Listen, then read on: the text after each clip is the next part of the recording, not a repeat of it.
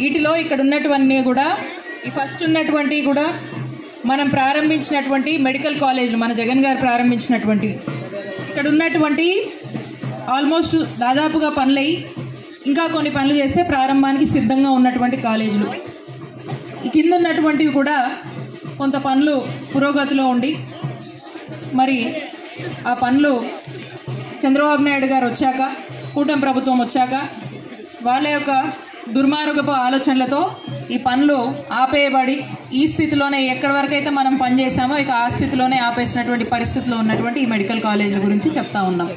ప్రైవేటైజేషన్ని ఆపేయండి, ఈ పీపీపీ అని చెప్పి మీరు చేస్తున్నటువంటి మోసాన్ని అరికట్టేందుకు రచ్చబండ అని చెప్పి అన్ని నియోజకవర్గాల్లో రాష్ట్ర వ్యాప్తంగా కూడా ఈ 1 కోటి సంతకాల సేకరణ కార్యక్రమాన్ని వైఎస్ఆర్ కాంగ్రెస్ పార్టీ చేపట్టడం జరిగింది. ఇప్పుడు మీరు ఇవన్నీ విన్నారు కదా, తప్పు కదా, ఇది చంద్రబాబు నాయుడు గారు చేస్తుంది తప్పే కదా. దీన్ని మనం అడ్డుకుంటున్నాం.